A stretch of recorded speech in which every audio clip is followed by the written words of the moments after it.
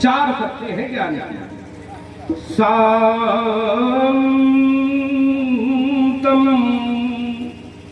शांत। बताओ पहली शब्द कितनी कठिन है। शांत, फिर दान, उपरति, फिर प्रतीक्षा। इन चार चरणों में यदि हम ज्ञान को उतारें तो पहली शर्त बड़ी कठिन है। क्यों? शांत कौन होता है? जिसका मन शांत हो जाए। अब मन को शांत करना बड़ा कठिन आपने बताया, क्योंकि नहीं कश्चित क्षणमपि जात तिष्ठत अकर्मकृत, कभी अकर्मा नहीं रहता। इसलिए महाराज जी ज्ञान मार्ग भी कठिन लगा। तो महाराज परीक्षित को लगा कि अब हम निश्चयात्मक बुद्धि में कहां से पहुंचे। तो उन्होंने एक बहुत सुंदर बात रखी, राजा अब चंद्रवंश की ओर मन लगा, चंद्रवंश पर तो अपनी बुद्धि लगा। इससे क्या होगा महाराज? बोले तो वो जो अभी तक मैंने तुमको ज्ञान सिखाया, जो भी कर्म विषय बताए, जो भी बताया, वो सब बाह पूजा के विघ्न जो होते हैं उनको शांत करने का उपाय बताया। बाह पूजा में ये परिवार, ये संसार, ये संपत्ति, ये कर्म, ये धर्म, ये सब बाह आवरण है। इन बाह आवरणों को हटाने के लिए मैंने इतनी कथाएं तुम्हारे सामने रखी। अच्छा महाराज जी, फिर अब बोले अंतर आवरण हटाने के लिए। इससे तो बाह आवरण आपके रुक जाएंगे। मन बाह आवरणों से हो सकता है अंतरात्मा में, अंतर स्थान में जगह बना ले, लेकिन अब अंतरात्मा को सुनिए। हमारा जी ये सुना, ये बड़ा कठिन है। व्यक्ति के जीवन में दो चीजें बहुत जल्दी आती हैं। एक कपूया चरण, ध्यान देकर के सुने। अंतर कथा में बस ध्यान देने की जरूरत है। एक है कपूया चरण, दूसरा अध्यात्म तुष्टि। व्यक्ति के जीवन में ये पहले आ जाता है जब जब व्यक्ति भक्ति की ओर बढ़ता है, क्योंकि आगे उन्हें भक्ति की से प्रधान कथा कहनी है, भक्ति की ही कथा कहनी है, जिसमें एक ही सूत्र लगता है, एलम केलम प्रकारेण मनः कृष्णे निवैशयेत। जैसे भी मन को श्री कृष्णचंद्र जी के चरणों में लगाइए। ये कथा कहने के लिए उन्होंने दो बातें बताई, कपूया चरण और अध्यात्म तुष्टि। ये व्यक्ति के जीवन में आती है। फिर समझाया कपूया चरण क्या? कपूया चरण में पहला धर्म व्यक्ति को आ जाता है, जिससे वो कभी नहीं बच पाता। उन्होंने कहा अनृतम, जो अनृत भाव है वो उसके जीवन में आता है। वो कैसा महाराज जी? अनृत भाव समझे।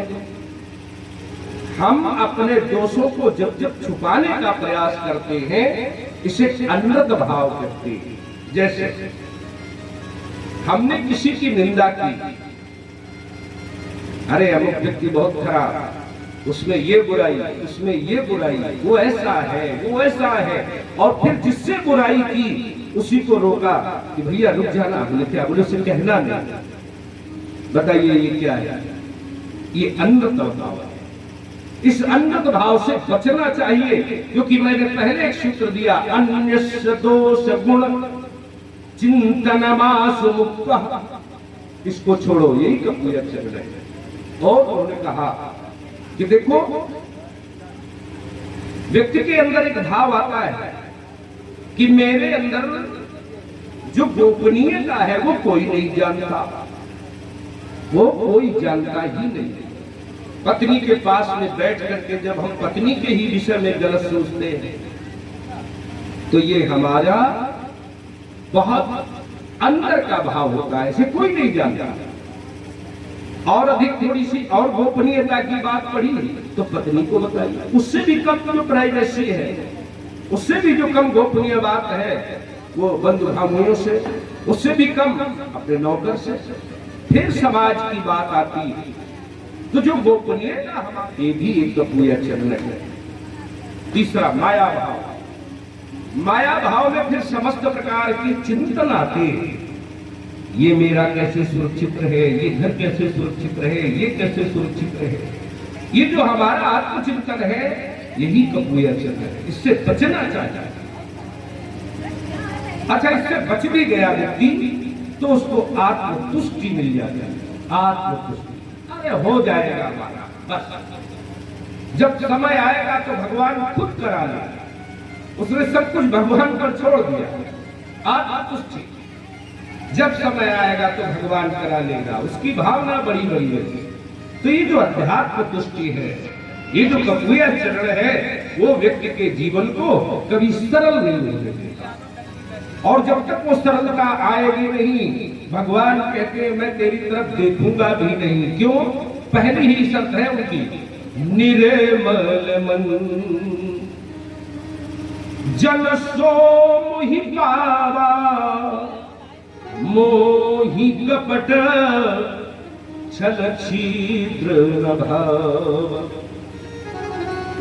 ये सत्य है मेरे, निर्मलता भाव, किसी भी तरह का लेश मात्र भी अवगुण मन में न रह जाए, धारणा में न रह जाए। बस समझ लीजिए आप सरल जीवन वाले होंगे, और सरल जीवन के होते ही संसार से विमुक्ता आ जाएगी। मैं अपना पहला दोष मिटा लूंगा, क्या? जो मेरा भ्रम हो गया है कि मैं शरीर हूं, शरीर के संबंधी सब मेरे हैं। मेरे भाव में जो ये दोष आ गया है, भ्रम हो गया है कि मैं शरीरी हूं, मैं शरीर हूं, ये भ्रम आ जाता। शरीरी कोई दूसरा है, तो जब तक हम उसको नहीं पहचान लेते तब तक हम भक्ति नहीं कर सकते। इसलिए भक्ति के प्रति सावधान किया और चंद्रवंश का वर्णन करके सुनाया। कहा वो जो इला नाम की कन्या थी, उसका चंद्रमा के पुत्र बुध ने हरण किया, उससे पुनर्रुवा का जन्म हुआ। उस पुनर्रुवा से आयु, श्रुतायु, सत्यायु, रथ, विजय और जय नाम के पुत्र पैदा हुए। बहुत अच्छा जुड़े। बस जब आपको ये बात समझ में आ जाएगी तो सारी कथाओं का सूत्र समझ में आएगा। राजा परीक्षित के प्रति उसने कहा कि महाराज श्री सुखदेव जी ने कहा कि इन्हीं के कुशाम्ब नाम का एक बालक पैदा हुआ। कुशाम्ब से विश्वामित्र नाम का एक पुत्र और सत्यवती नाम की एक पुत्री पैदा हुई। अच्छा महाराज जी, ये तो आपने बहुत अच्छा बताया। एक बार ऋचिक महात्मा इन्हीं कुशाम्ब के पास आए और उन्होंने कहा कि देखो, तुम्हारी पुत्री का मैं वर्णन करना चाहता हूं। अच्छा महाराज जी, हमारी पुत्री का वर्णन करना चाहते हो? उनके मन में संदेह चला गया। अरे ये एक महात्मा है और मेरी पुत्री एक राजकुमारी है, ये सारी सुविधाएं कहां से जुटा सकती है?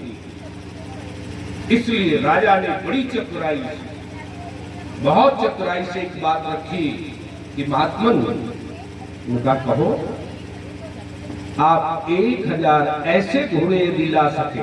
कैसे? जो वर्ण से श्वेत हो लेकिन उनके कान काले,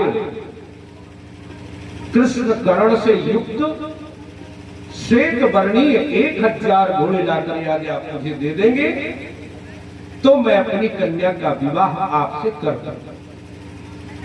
और उन्होंने मन में सोच भी लिया कि न ये इतनी व्यवस्था कर पाएंगे और न मुझे अपनी कन्या का विवाह इनके साथ करना पड़ेगा।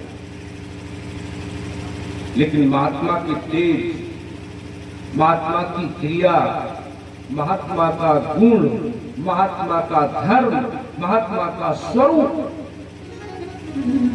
गुण, धर्म, स्वरूप, तेज, क्रिया कोई भी व्यक्ति समझ ही नहीं सकता। महाराष्ट्र ही कहते थे कि एक संत की क्रिया बोले विज्ञे न बुझे, समझ में नहीं आती।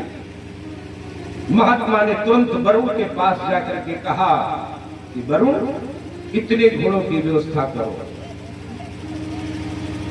वरुण ने घोड़ों की व्यवस्था की। 999 घोड़े हो गए, एक घोड़े की कमी रह गई। उनका महाराज जी 999 घोड़े तो हो गए, इन्हें ले जाओ आप।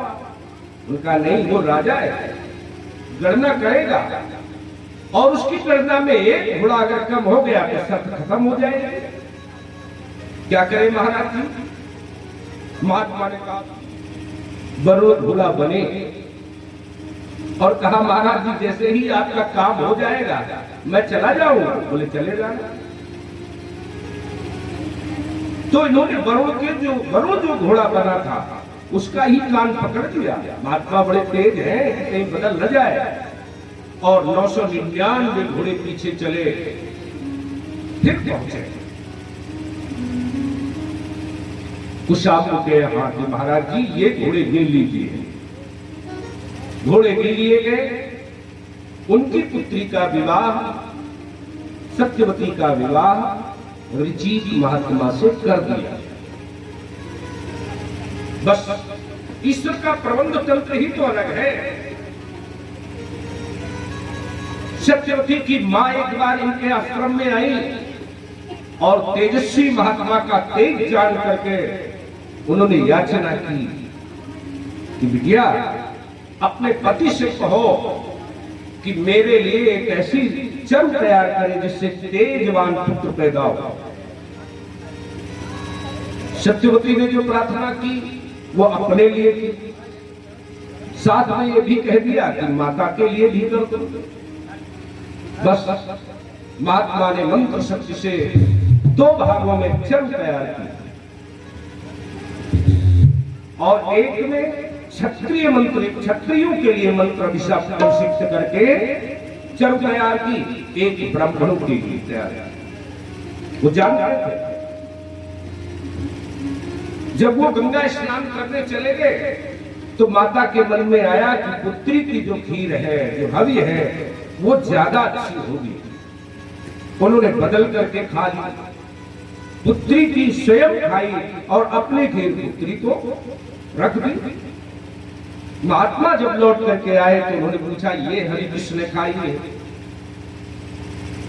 वो भयभीत हो गई। उन्होंने बताया महाराज जी ये तो मैंने खा ली और ये पुत्री।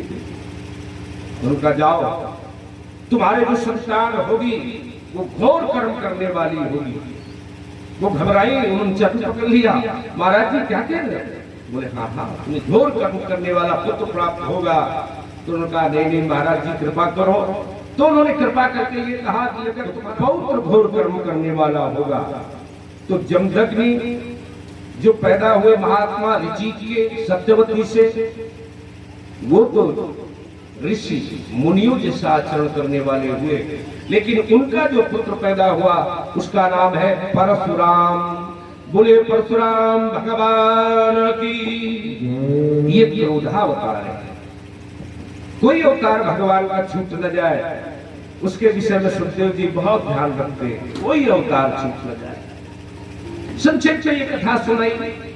परशुराम जी का जन्म हुआ, लेकिन जो सत्यवती का भाई पैदा हुआ विश्वामित्र, वो महात्मा जैसा जीवन जीने वाले हुए, महात्मा ही हुए, बड़े महात्मा। तो इन दोनों के बीच का संबंध बता करके उन्होंने ये बताया कि उस घोर कर्म का वरदान मिलने के कारण, पुत्र के पौत्र पर प्रभाव होने के कारण ये ऋचिक का वरदान है, इसलिए घोर कर्म करने वाले हुए। उनके यहां पर एक बार सहस्त्रबाहु अर्जुन आया। शास्त्रवाहु अर्जुन है वंशी है। एक बार सेना सहित वहां शिकार खेलते हुए आया तो कामधेनु से सारे सैनिकों के लिए उत्तम व्यवस्था उन्होंने कर दी। महात्मा के यहां पर इतनी अच्छी व्यवस्था देख करके सहस्त्रवाहु को लोभ आ गया। कहां से किया तो बताया ये है, तो बिना ही मांगे उस सहस्त्रवाहु ने वो कामधेनु ली। वो यद्यपि रवाती रही, चिल्लाती रही, लेकिन उसने छोड़ा नहीं, लेकर चला गया। इधर परशुराम जी आ गए। उन्हें जब पता चला कि मेरी गाय का हरण करके ले गया है तो लेकर के फरसा बड़े वेग से गए। वो महिष्मती में प्रवेश कर ही रहा था कि पल झपकते ही सारे सैनिकों को मारा। उन्होंने कामधेनु गाय छीन ले और कामधेनु लेकर के आए आश्रम में। फिर समय पाकर के उसने उनके रति की। उन्होंने प्रतिज्ञा कर ली कि है वंश के क्षत्रियों का मैं समूल नाश कर दूंगा। और 21 बार ऐसे ही क्षत्रियों का भगवान परशुराम जी ने संहार कर दिया। ऐसे वीर कर्म करने वाले परशुराम जी भगवान ऋचिक महात्मा के यहाँ जमदग्नि के पुत्र के रूप में जन्मे। सुखदेव जी ने इतनी कथाएं में सुनाई और इसके बाद उन्होंने सुनाया कि इसी वंश में चंद्रवंश में ही ययाति नाम के एक राजा हुए। उर्वशी से उन्होंने संबंध स्थापित किया, उसे वर्ण किया।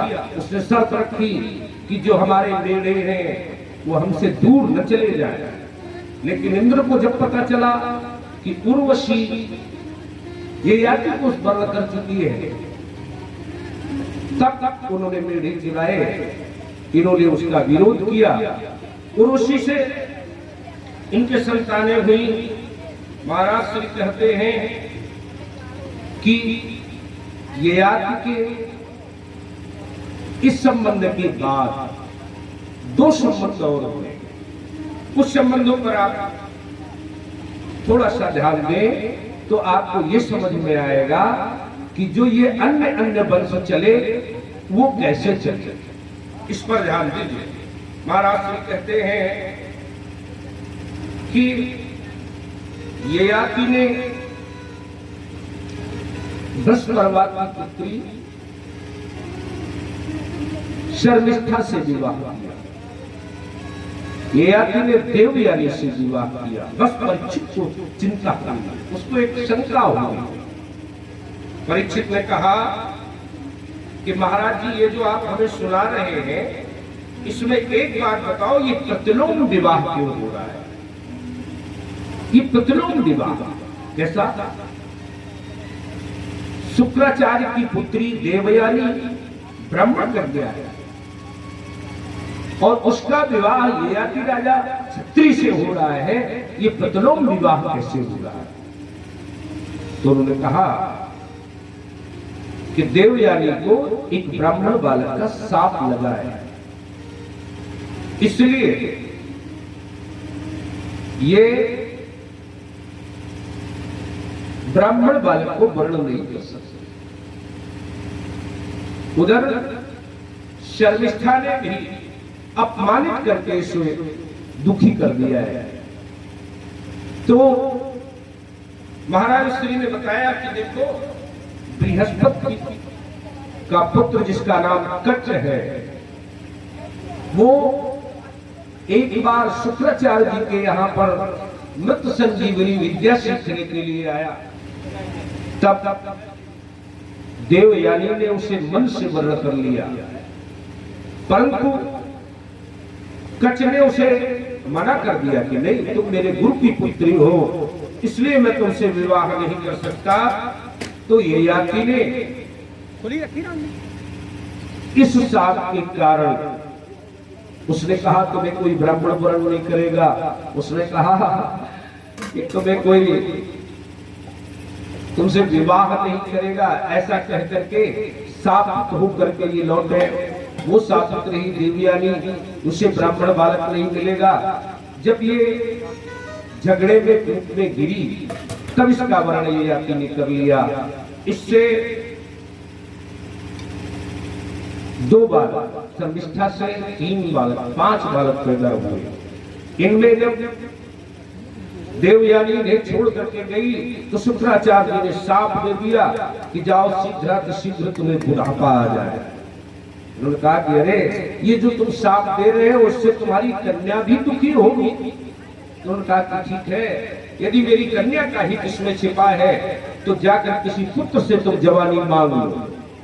4 पुत्रों से जवानी मांगी, किसी ने नहीं दी, और जब 5वें पुत्र से जवानी मांगी उसने दी। तो इन्होंने 4 पुत्रों को शाप दिया कि कोई भी मुकुट बांध करके राजा बन नहीं पाए।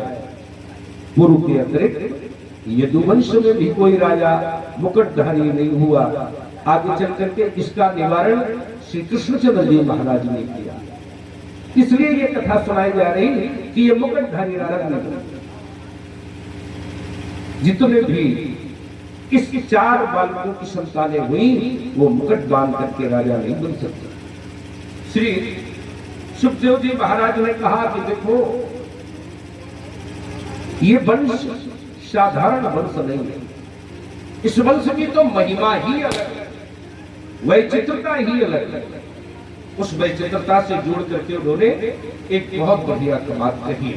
आइए हम सब आप पहले एक भजन से जुड़े, उपरांत में आपका मन मानस यहाँ जुड़े, फिर आप एक नई कथा से जुड़े। महाराज श्री कहते हैं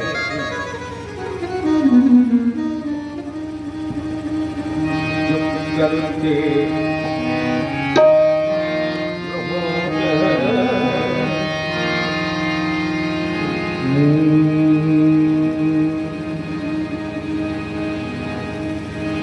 हे मुरलीधर,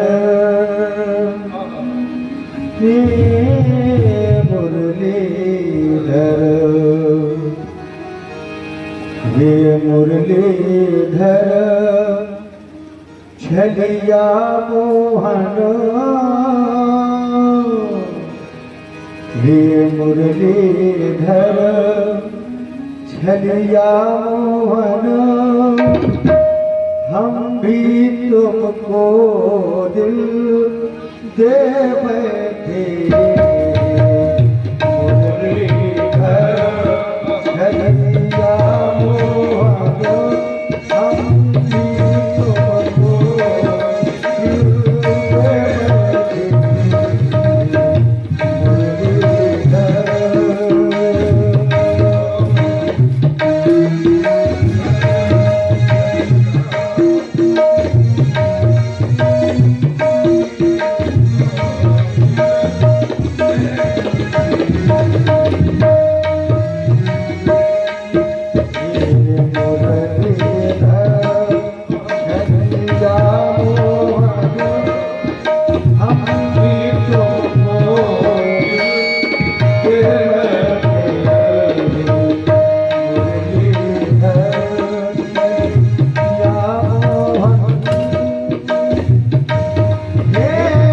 दे बैठे।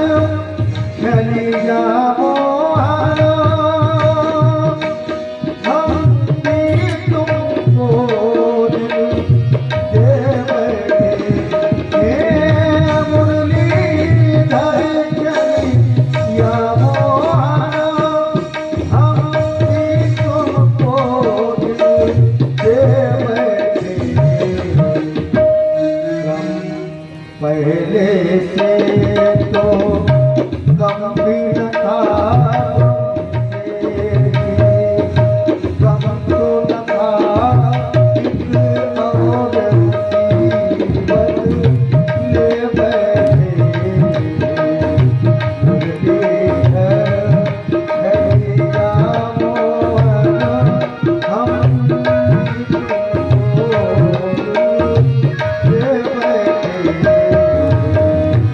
हम तुमको ले बैठे।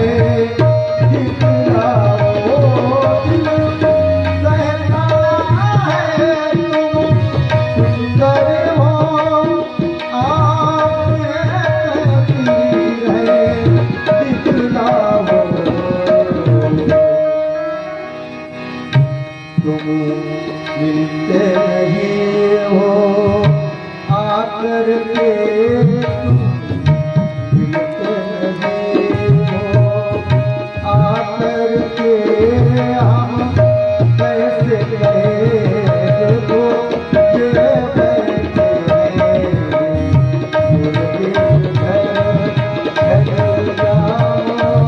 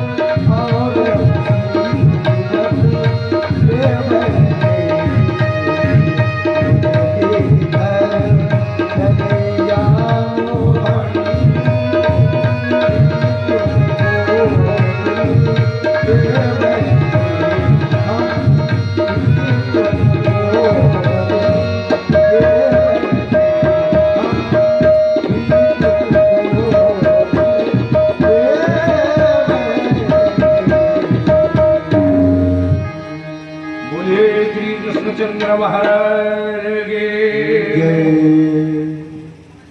श्री सुखदेव जी महाराज ने राजन परीक्षित से कहा कि ऐ राजन, इस मथुरा की तरफ ध्यान दो। परीक्षित बहुत चैतन्य भाव से समझ गए कि अब महाराज जी की कृपा नहीं होगी, क्योंकि मैंने ही ये तो प्रार्थना की है। निशम्य भृगुनंदन साधु वैयाय सखी भगवान विष्णुरातम। बहुत साधुवाद किया और फिर समझाया। नगर में सब प्रकार की खुशियां प्रारंभ हो गई। एक दूसरे से लोग पूछ रहे क्या हुआ है? आज देवकी का विवाह है। हाँ, देवकी का विवाह है। सब लोग आ जा रहे हैं। इधर उधर तमाम प्रकार के उत्सव हो रहे हैं। कंस भी आ गया। कौन है? उग्रसेन का पुत्र। अभी तक के जीवन में इसकी नृशंसता नहीं आई। ये जो बुद्धि के गर्त में पड़े हुए अशुभ विचार हैं, वो समय पर अपने अहित की आशंका देख करके जाग उठती।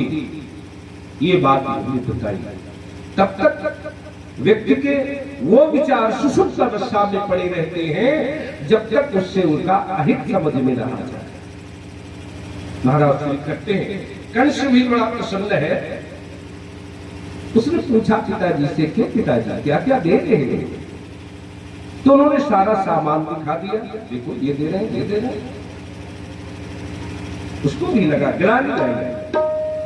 पिताजी, राज्योचित आप नहीं दे रहे। एक राजा को जो देना चाहिए वो आप नहीं दे पा रहे। क्या दो? तुम दे दो। तो कंस ने 400 हाथी अपनी तरफ से बहन को दे दो। अच्छा अच्छा दे दो। पिता को बड़ी प्रसन्नता होती है जब पुत्र बहन के लिए कुछ करता है। दे दिए गए 400 हाथी। उसे और कम लगा तो 16,000 घोड़े दे दिए गए। ये भी दो। 16,000 घोड़े। हाँ, छोटी सेना के छोटे राज्य के अधिकारी हैं महाराज वसुदेव, इसलिए 1800 रथ दे दिए गए। 1800 रथ। इतना देकर के कंस प्रसन्न हो गया। वाह, मेरी बहन को बहुत कुछ मिला। और बहन की विदाई का जब समय आया तो उसे लगा कि बहुत प्रिय मेरी बहन है, इसकी विदाई मुझे खुद करनी चाहिए। रथ पर बैठाया और उस पुत्र ने रथ पर सवार होकर के स्वयं सारथी को हटाकर घोड़ों की रस